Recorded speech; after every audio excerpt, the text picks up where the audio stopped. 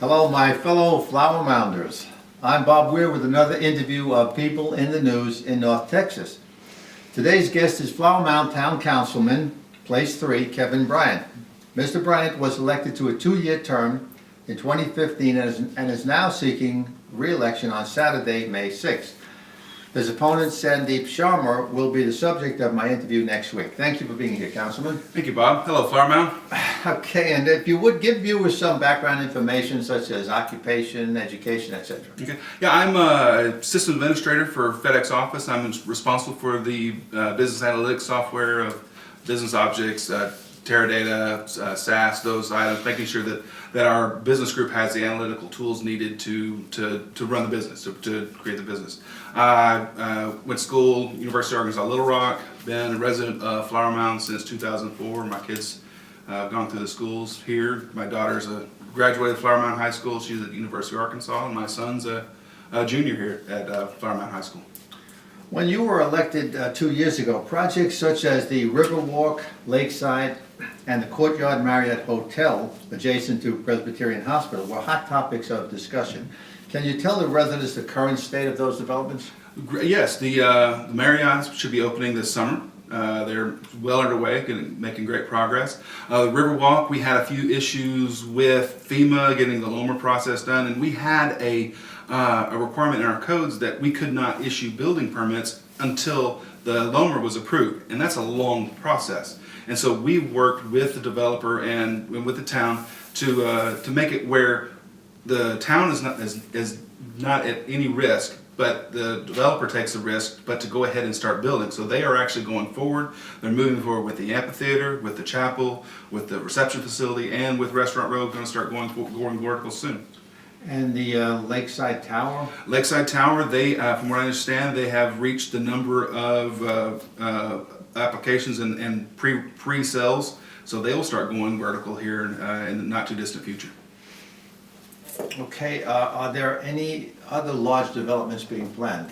Large developments, not that I'm aware of. We do have the college coming into Parker Square. We will actually have a 4-year college in Flower Mound, which would be wonderful. But we're working towards kind of clearing the pathways of getting some senior housing into Flower Mound. That's probably the biggest thing on the future. So in your opinion, what are the most significant issues facing Flower Mound in the future? We're continuing to do the good that we are doing. Making some senior housing available. Another thing that I think we need to work on and is kind of key to my race is increasing public safety. We have many areas in our town, around some of our elementary schools and middle schools where we have people walking and riding bikes and jogging and stuff, and the lighting is actually really poor. We have sidewalk connectivity issues. There's some things that we need to work on. We are a very safe town, but there's ways that we can make it better, because it's just something that's has touched me recently, and it's like, and looking at it, say, okay, this is something we really need to look at. A research group rated Flower Mound the safest city in Texas with populations over 50,000. I suppose that says a lot about our fine police and fire departments. Yes, we have a wonderful police department, wonderful fire department. I've been lucky to be able to work with the chiefs closely and the police association and fire association, making sure that what the needs they have as far as personnel or equipment or even building wise, that the town is working towards doing it. We opened up temporary fire station 6 out west to service Canyon Falls area. We are greenlighting the fire station 7, getting that finally off the to-do list, and that's now an actual project moving forward. We've increased the land area around the police and courts so they can have more secure parking and secure area to have their needs, and just really doing the things that our police and fire need, because they are they do a wonderful job, and public safety that's our number one thing we must do. In an effort to provide more information about the election process in the town, recently I want to mention that voters passed 3-year terms for council members. Yes. Yet some are still running for 2-year terms. Can you explain how the transition to 3 years will work? Sure, it's a 7-year process.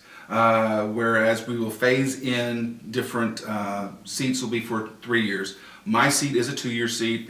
Place 1 is a 2-year seat, and place 5 will be a 3-year seat. That was done by draw. And we realized that there was going to be a time when somebody was going to potentially serve a shorter term. And when we were discussing this, we said, no, if there's going to be anybody that has to serve a short term, then it's got to be us sitting here now. The people that come in after us, they need to benefit from this. It's not going to be us benefiting from it. So that is one thing we did when we put the measure to the voters, and it was approved almost 80-20%, 80%. I think the people are going to see it. It's going to be nice. And once it is fully implemented, we'll have only 2 members of council up for election each year.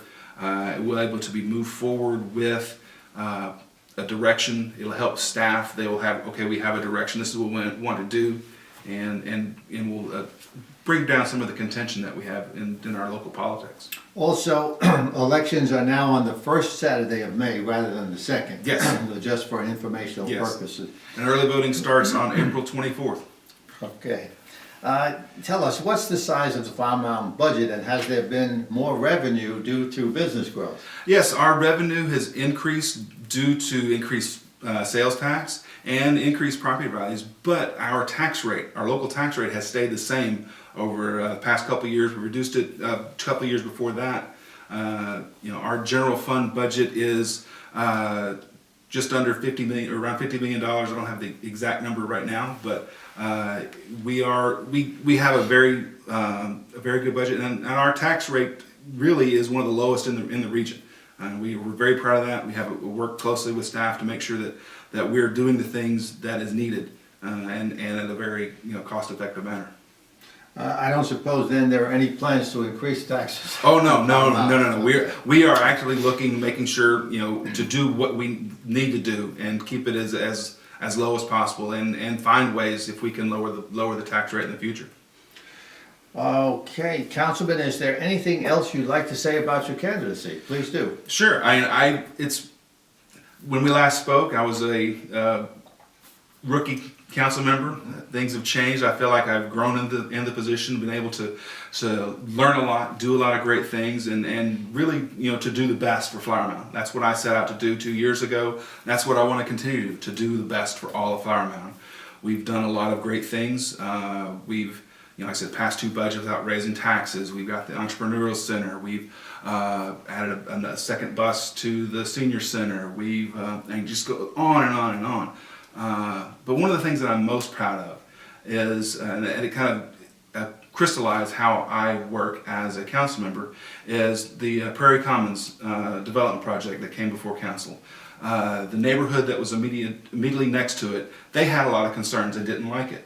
I met with the neighborhood, met with them, found out their concerns, met with the developers, say, hey, these are some of the questions and concerns we have.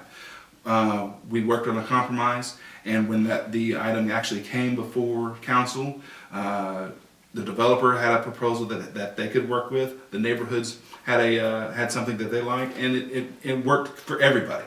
And I'm looking forward to that development moving forward, and continue to do that for all the other people. And I thank the people of Flower Mound for their vote they gave me 2 years ago, and I hope to get their vote this May.